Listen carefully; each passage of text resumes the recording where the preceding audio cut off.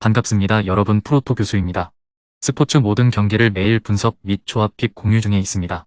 영상에 공개되지 않는 정보들도 정보방에 입장하시면 확인하실 수 있으니 참여를 희망하시는 분들은 영상 하단 고정 링크를 통해서 아무 조건 없이 자유롭게 참여가 가능하니 많은 참여 부탁드리겠습니다. 첫 번째 경기는 에스파뇰 대 레알 베티스 한번 살펴보겠습니다. 에스파뇰은 빌바오에게 0대1로 패하고 말았습니다. 스코어 차이는 크지 않았지만 경기 주도권을 완벽하게 내주면서 90분 내내 빌바오의 페이스대로 끌려가는 양상이 만들어지고 말았는데 지난 경기 에스파뇰이 기록한 슈팅의 개수는 4개에 불과했습니다. 사실 에스파뇰의 경기 플랜을 감안하면 점유율을 상대에게 내주는 것이 이상한 일은 아니죠. 에스파뇰은 빌드업에서 극단적으로 보일 정도로 롱볼에 의존하는 팀이기 때문에 상대의 라인을 최대한 자기 진영으로 당겨야 하기 때문입니다. 다만 지난 경기에서는 호셀루를 향한 볼의 정확도가 좋지 못했고 롱볼이라는 것 자체가 정확성을 담보하기 어려운 방법이기도 합니다. 베티스가 공수 전환이 느려 상대의 수비 라인이 구축될 때까지 시간을 주는 단점이 치명적임을 감안한다면 거칠게 상대를 방해하면서 수비가 복귀하는 시간을 벌어주는 방법을 고려해 볼 수 있습니다. 베티스는 오사수나와 2대2로 무승부를 거두었습니다. 연장 혈투 끝에 승부차기에서 패배하면서 최근 두 경기에서 모두 승부차기 패배를 당하고 컵대회에서 탈락하는 아픔을 겪게 되고 말았습니다. 다행히 에스파뇰도 빌바오와 컵대회 경기를 치렀기 때문에 체력에서 아주 밀리지는 않을 상황으로 볼 수 있습니다.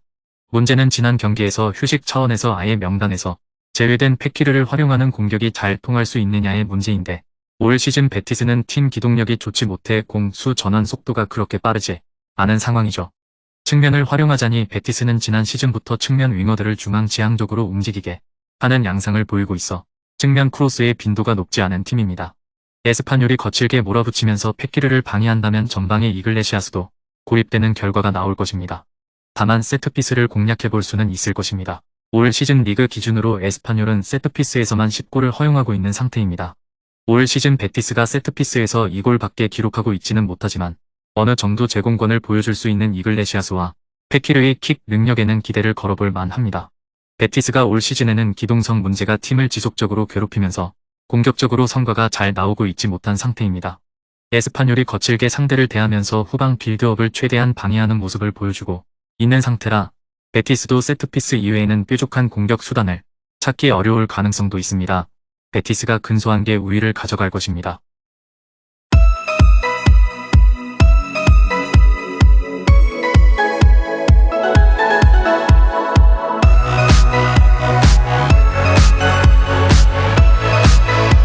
두 번째 경기는 AT 마드리드 대 바야돌리드 한번 살펴보겠습니다.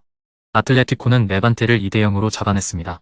레반테를 만나면 유독 고전했던 아틀레티코였는데 실제로 슈팅 숫자는 레반테가 2개 더 앞서는 등 전반전까지만 해도 레반테에게 약한 모습이 노출되는 듯 했습니다. 모라타의 골 이후 나름 혈이 뚫리는 모습이 보였던 것은 다행이었고 빅찬스 2개를 모두 골로 연결시켰다는 점은 긍정적인 대목입니다. 아틀레티코의 수비가 강력하다는 것은 이제 옛말, 최근에는 잘 훈련된 패스 무브의 수비 라인이 쉽게 돌파당하는 모습을 보여주기도 했고 경기가 뜻대로 풀리지 않자 거친 플레이가 나오면서 퇴장자가 나오는 등 자신들이 게임을 망치는 모습을 자주 보여주기도 하고 있습니다. 당장 사비치와 레길론이 퇴장 징계로 인해 이번 경기에서 출전이 불가능한 상태입니다. 월드컵을 기점으로 두 줄 수비의 파회법이 속속 나오고 있음에도 플레이 스타일을 크게 바꾸지 않는 시메오네 감독의 전술적 능력도 도마 위에 올라 있습니다. 그리즈만이 공수를 오가면서 전술적 핵심 역할을 하고 있는 것은 다행이나 지난 경기에서도 풀타임을 뛰면서 체력적인 문제가 엄습해올 가능성이 있습니다.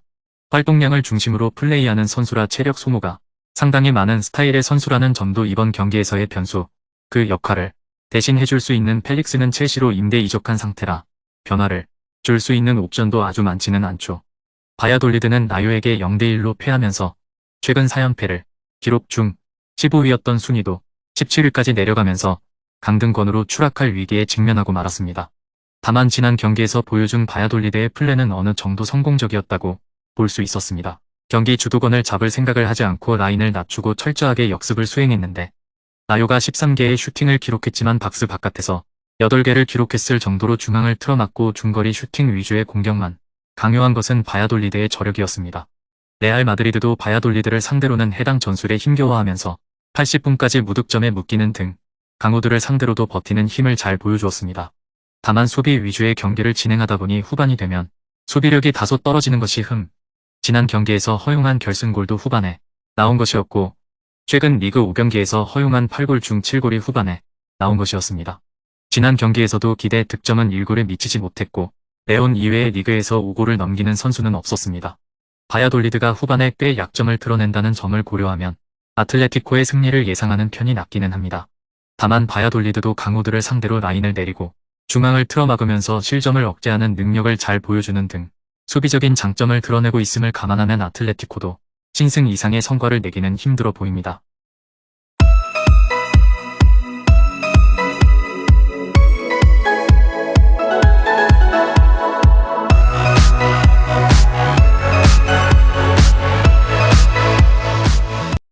마지막 세 번째 경기는 세비야 대 카디스 한번 살펴보겠습니다. 세비야는 알라베스를 1대0으로 잡아냈으나 하브리그 팀을 상대로도 유효 슈팅을 하나밖에 만들지 못하는 등 경기력이 만족스러웠다고 보기는 어려웠습니다. 리그에서는 지로나에게 1대2로 벌미를 잡히면서 여전히 강등권에서 머물고 있는 상태, 팬들의 인내심도 서서히 한계에 다다르고 있습니다. 이번 경기에서도 공격력을 장담할 수 없는 상황인데 최근 300을 쓰면서 왼쪽 측면을 전담해야 하는 아쿠냐가 부상으로 인해 결장할 가능성이 높기 때문이죠. 올 시즌 라멜라를 원톱으로 내세우는 등 공격진의 폼이 전반적으로 침체라는 점도 세비야를 괴롭히고 있으며 후술할 카디스의 수비력도 만만한 상황은 아니죠. 경기를 지배할 가능성은 높지만 결과로 이어지기에는 거쳐야 할 난관이 상당히 많을 것입니다. 기본적으로 라인을 높이고 후방 빌드업에 열중하는 스타일상 수비적인 리스크를 꽤 지는 편입니다. 지난 시즌에는 쿤데와 디에고 카를로스가 좋은 활약을 펼치면서 수비 리스크를 최소화했지만 이 두 선수가 동시에 떠나자 수비 공백도 상당히 심해진 상태죠. 카디스의 공격력이 매우 약하다는 점은 감안해야 하나 롱킥으로 뒷공간을 공략하는 방식에는 주의를 기울일 필요가 있을 것입니다. 카디스는 최근 페이스는 상당히 괜찮습니다. 월드컵 이후에는 1승 2무로 순항하고 있는 상황이며 원정에서 발렌시아를 0대1로 잡아내는 등 자이언트 킬링에 능한 모습을 보여주기도 했습니다. 후방 빌드업을 중시하는 팀들은 카디스에게 꽤 고전하는 양상을 보이기도 합니다.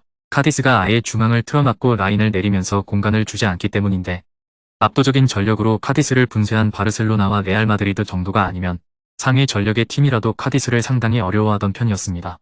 이미 비아레알과 베티스가 득점을 기록하지 못하고 무승부에 만족해야 했고 아틀레티코 마드리드는 아예 패배하면서 자존심을 구긴 바 있습니다. 다만 공격적인 성과는 기대하기 어려울 것, 롱볼로 네그레도에게 직접적으로 붙이는 방식 이외에는 별다른 무기가 없는 것이 현실입니다.